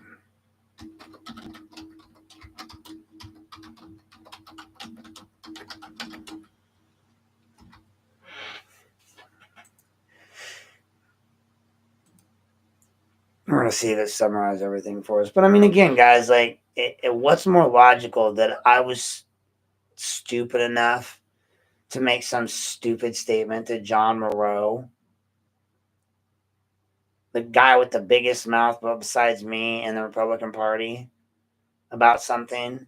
Or is it more likely than not, if I was talking to him on a day, which wasn't the day he said it was, at a different time, would it be more likely than not that if he did mention it to somebody, he was mentioning it to boost his own ego or his own situation, thereby making this statement out loud, thereby not realizing someone was going to share it? But of course, they've all got it out for me, so anything they can find to use, they're going to use. So they do this to slow me down, to tell me they're watching me, just like when Morris called me to tell me that, someone had said something about me and my kid, and that they were going to not investigate out of whatever, and all of that. And so I mean, we've got all of that. And I'm just telling you guys, like, it's been going on forever. It's been going on since Flores. It's been going on since long before that. I am just one victim in a long line of victims. And again, I knew in a way I was going to be the victim, because I had talked to Dennis. I knew what their MO was.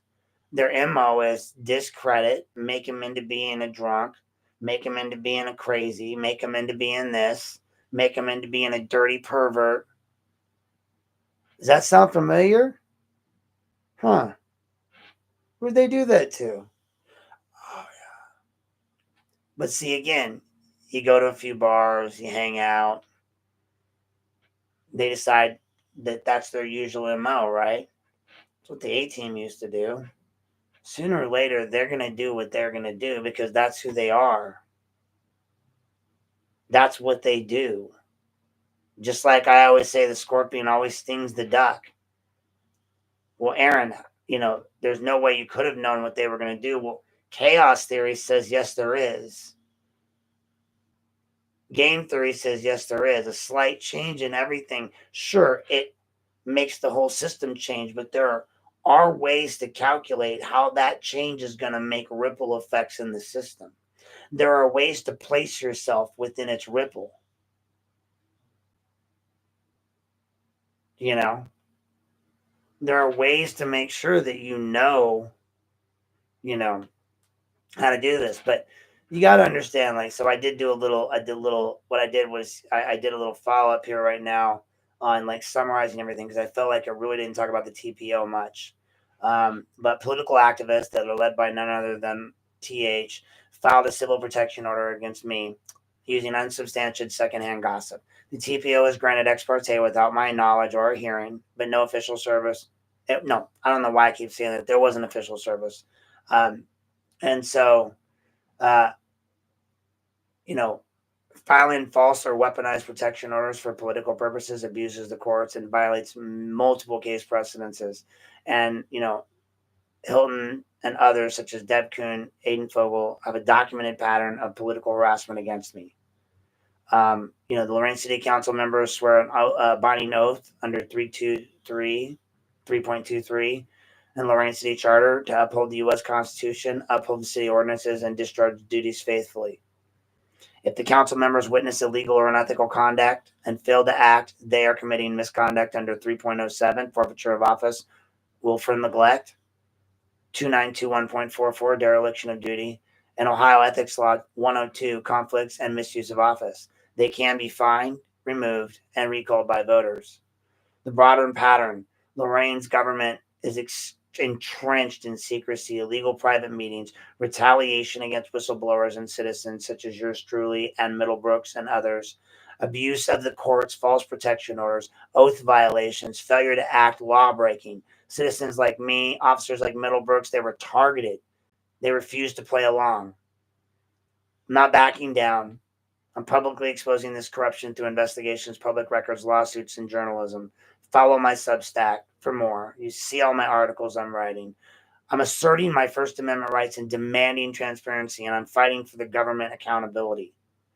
I've gotten all these, different sources from the ops report, the video of Garen Petty's Morningside meeting, the Ohio Official Open Meetings Act, TPO laws, ethics laws, protection order research, including notification and service procedures, the history of Ms. Hilton's prior legal abuses, public Facebook posts and emails confirming political coordination against me. I have new pictures that show that she's online along with that person that tried to call me the other night, Mr. Campagnana, saying they're glad I got beat up. They're happy about it. These are people that are also trying to contact me. You got Tia's lawyer, Phillips or whatever his name is, contacting, Dennis Flores, asking about me. What do you guys want to know? Call me up, Flores. You got something to say? Oh, that's right. You can if you're representing her. You guys know that this Teal is getting kicked out. So the bottom line is this is the first cannon shot in a full campaign that's going to expose the political lawlessness in Lorain. It's going to reveal how corrupt insiders are weaponizing the courts, meeting with and gag orders, holding officials accountable to their oaths and offices of law. It's not just about fighting for my rights. It's about fighting for the rights of every citizen in Lorain that the elite thought they could silence. So we're at 1:37, guys. I thank you for tuning in. We're an hour and 37 minutes. We're at 12:30. I really appreciate you guys tuning in tonight. Check out my my pages. Check out my my Substack. Understand that I will fight this thing in court. It doesn't need to be a big drama thing. I don't think I need a lot of people there or anything like that. I think that Friday is the court date. I think it's going to be at 1:30 in the municipal court. If you want to go, go.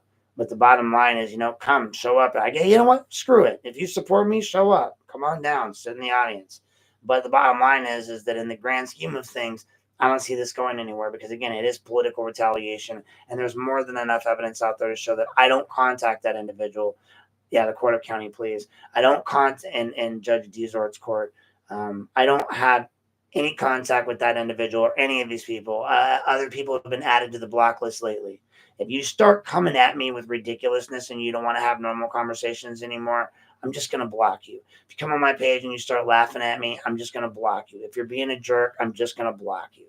It's the easiest thing to do. It's what I did to TH a year ago. Like, she was messaging me nonstop. I blocked her.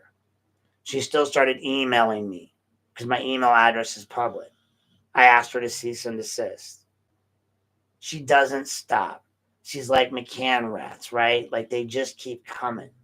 Well, I'm not coming to you guys. You're coming to me. You're coming to my page. You're coming to my email. You're messaging me. You're making false claims against me to law enforcement. You're claiming I'm coming by your house. She's made multiple threats against me, saying she's going to do legal action against me. She's going to slime for last and hardest. I don't know what that means. Then she talks to Jeff Castleman, who then emails me and tries to smooth it over and says, why don't I just let things go? And why don't I learn to get along with people? And ha, ha, ha, I'm not a hitman. I didn't say you're a hitman. I said, what services can you offer her to help? Again, and right after she's complaining to you about me or about somebody that's causing her problems, a person that's never inboxed me before, and Jeff Castleman inboxes me and makes it seem like we talk all the time. We didn't agree on anything. We maybe talked a couple of times because you were on my page, but I blocked you now too. Because again, I found that threatening. I don't care again what you guys say. She filed a protection order against me. I'm not allowed to own firearms. I'm not temporarily. I'm not allowed to protect myself. I'm not allowed to go out and be safe in my person or my privilege. I've had my civil rights taken away. She goes to city hall meetings where they know I go to try and block me from going there. It's political in nature. And I watched not Baez, I watched Arroyo that night go up and speak to her after she yelled at me at the city council meeting. She's obviously supporting him.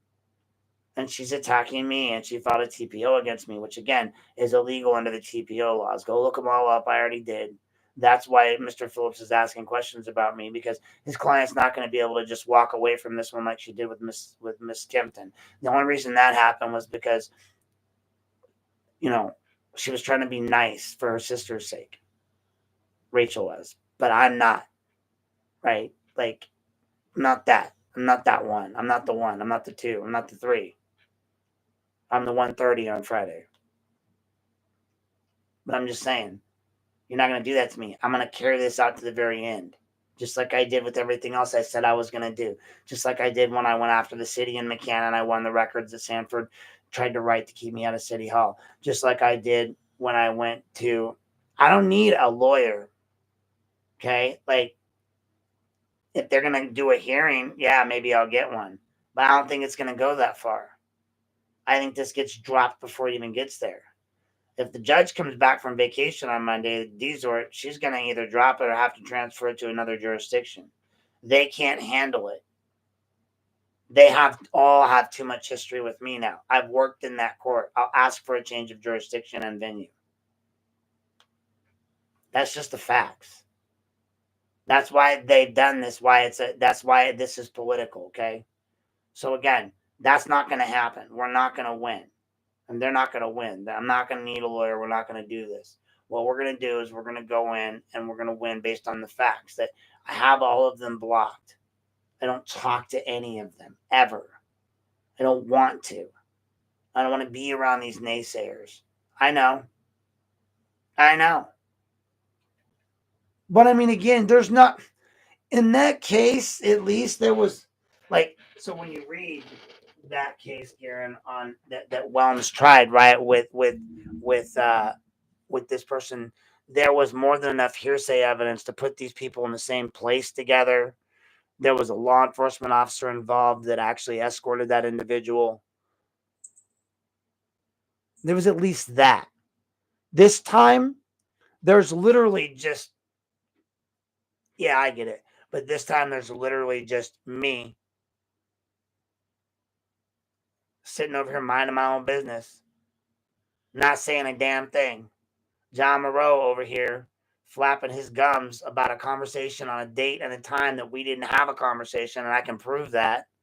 Saying I said something that I didn't say, and I can prove that to somebody that he later recanted he didn't say to anybody, that wasn't even a threat, that was then relayed to somebody that related to Heather Chapin, that apparently at 10 o'clock at night, because it was late, I wonder what they were doing, talking to a source at 10 o'clock at night. Apparently the source told her, and the source was mad that she relayed it to James McCann, and so was John Moreau, according to the police report that I have and I've read. So I have the police report, I read it, I know all of the players. I know McCann, I know Chapin, I know Moreau, and I know that those people, Chapin and Moreau, Chapin and McCann, called Hilton and got her all riled up. But again, both of them denied saying anything to her of what she said. What she said in the TPO, again, was a little different. I mean, again, the TPO, what she said was that, and again, it's the most ridiculous thing you'll ever see. Like, I mean, I don't even know how they signed this thing. Like, this isn't preponderance of evidence. I mean, it's like just a little 2-paragraph statement that she received a call from both the Journal reporter, that was Chapin, and the chief, that was McCann, asking if she was safe because Aaron Knapp made a death threat against me. Chief said he called the loco, and dispatch called me at that time as well, saying Aaron Knapp has told several people that he wanted me dead, and he wanted that effing B word dead, will explain rest. He has made over 100 videos on YouTube as well. You guys are on my YouTube channel right now. Go look. Have I made over 100? Damn, that's prolific. Just giving me a lot of credit. But this was on 4/13, and then when you go into the police report, which I later received, it says that according to John Moreau, the statement was made on 3/16, like a month later, supposedly. After the statement was made, I'm suddenly in imminent danger to somebody that I don't talk to ever or about ever, don't care about, don't have anything to do with, don't give to. Like, I would sooner drink turpentine and piss on a brush fire than be in any way, shape, or form like engaged with her in a conversation of any means. When she yelled at me that day in that thing, I was sitting next to the Kempton sister, and again, I'm just like, yeah, whatever. Like, I don't want to talk to her. I don't take that kind of aggressive yelling conversation from women at that level. Like, I have no defense against it, because again, look what she did. She tried to weaponize me doing nothing. Imagine what she would have done if I'd said something. I can't talk to her. I wouldn't talk to her. I won't talk to her. I want nothing to do with her or anyone involved with her. All of her cronies and her are all still online running their yaps. Again, I just got a message tonight, like where she's on there saying stuff again. I mean, it's ridiculous that they keep saying these things about me, and won't stop. They think it's funny, right? Like, to say, hey, like, he's doing this, he's doing that. I'm not going to share it. But I mean, again, they're posting these pictures.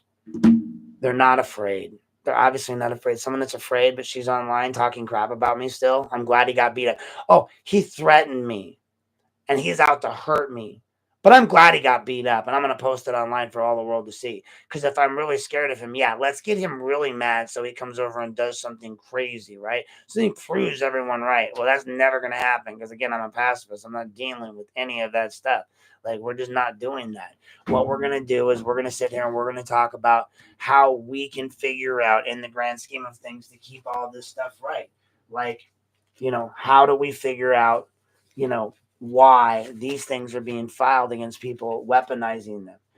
Again, like I said, I have, these are my daughter's drawings, but again, I see these other cases where she's doing the same thing. And I see where she's making the same witness statements. I see where she has a history of this ongoing. I see where this person's had to actually has a whole transcript of all of the stuff in here. I could go through this transcript and I could read a lot of things that sound a whole lot similar to what was going on then, and again, it was denied. I mean, again, it's always denied with her. Denied, denied, denied, denied, denied, denied, denied. I'm not out there applying for a bunch of protection orders against people. I think that should say something. I mean, honestly, like, how do you end up having to need 4 or 5 protection orders against different people? That's what I always say. Good night. Thanks for tuning in. I don't know. All I'm going to say, guys, in my final note here, is that this stuff's gone on long enough. We can't continue to have this sort of behavior and this sort of use of the criminal justice system to abuse the criminal justice system, to utilize it in a way that is weaponized to attack a civilian, a citizen, somebody running for office, especially when that person is one of the supporters of the other candidate. Like, there are certain protocols and rules that have to be followed. And when it comes to TPOs, there has to be a preponderance of evidence. And merely stating that somebody called somebody to say something about somebody that they may or may not have said about somebody that isn't even a direct threat is not something a month later that you call and get a TPO about. It's not. I mean, again, I've displayed no behaviors any way, shape, or form that have been threatening or in direct contradiction to the public norms of society when it comes to that individual or any individual. So I want just to convince you guys, like, you can go look at what you want to look at. In the grand scheme of things, it's all there. And in the grand scheme of things, I'm going to keep exposing it all. I've gone through that J.D. Thomason interview on Jay Rogan, or whatever Rogan's podcast, and there's a lot of telltale information in there. I have a ton of information that people have given me, and for those who are going to continue to watch, I'm going to say keep giving it to me. I've got other people that have been sending me, again, I've got 30, 40 emails I got to go through right now of all old investigations. I'm getting a lot of video and a lot of audio evidence from a lot of different people. And I am forwarding it to the necessary authorities, but it doesn't mean I'm not going to write stories about it. It doesn't mean I'm not going to expose you. And I'm going to keep exposing you all. So do me a favor, stop having people contact me. If you're friendly with the petitioner in this matter, I have no desire to contact anyone in regards to this, in regards to TH, in regards to having them call me, message me. And if you're her attorney, Mr. Phillips, I'd appreciate it if you wouldn't try to speak to my friends or people that know me about me. And I would appreciate it if you basically keep my name out of your mouth. And same goes for any of her friends. I'm glad you're glad that I got beat up, Tony Campagnana. I'm glad that you're glad, Miss Holden, that I got beat up. I'm glad you're all glad I got beat up. I don't care. Big deal. What, you think that somehow bothers me? That somehow you guys, that Santa Claus assaulting me somehow bothers me? That you guys making fun of me bothers me? That you guys going online making memes bothers me? This is my I don't give a care face, right? Like, I just don't. I don't care. I'm stable in who I am, and I always will be. Nothing you're going to do is going to change that. You're never going to make me do something drastic or something harmful or something that's going to get myself locked up or something that's going to do anything. I'm never going to make statements or threats or any of that stuff because I'm not going to do that to anyone ever. I would never do that to anyone ever. So again, my weapon is here. My weapons are here on this wall. My weapons are over in this bookshelf. These are not my weapons. They never have been. They're not. Even when I was in the Army, my weapon was boom, boom, boom, boom, boom, boom, right? I was a tanker. They're not teaching us a crap ton of hand-to-hand combat, obviously. I got hand-to-hand handed my ass. So, thanks for tuning in, guys, tonight. Went with 2 hours. Provided a lot of information. I gave you a happy little audio file that you can replay for all your friends. And start asking questions. Start delving into this. Take sunshine law classes. Go in there and reread what's being put out by your government. Read those meeting minutes. Go to those meetings. If Garen and I can't show up, then it's incumbent upon the rest of you to be there. And when the day comes, vote Aaron Knapp for council. For no other reason than I'm going to be a change to the norm, and I'm going to hold them accountable. Vote for Dennis Flores. Put him back in office. He's the hero that exposed it all in the beginning, the very headlines that we're still excusing to this day. Vote back in Kempton. Vote back in Spellacy. The rest, all I can say is if you vote in Springowski, I don't know what to tell you. I mean, whatever. So again, he did, and he exposed everything. I mean, again, you guys have all been exposing all this stuff, and now it's time for it to come to a close. Now it's time for everyone, including the government, to recognize the bad acts that they've been committing, and we need to fix it, and we're going to keep fixing it. And so again, I'm not going to play games. I'm not going to, fight with people like I didn't do anything wrong. I'll never do anything wrong to threaten anyone or be anything. I'm not that guy. I'm never going to be that guy. And I don't suggest anyone else be that guy either. Use your words, use your big boy words, and use your books and your knowledge and your skills and make them benefit you. In the meantime, stay lawful, not awful, and we'll see you guys next time. Thanks for tuning in tonight. And again, I'm sorry that I was out for a while, but I'm back now. So, toodles.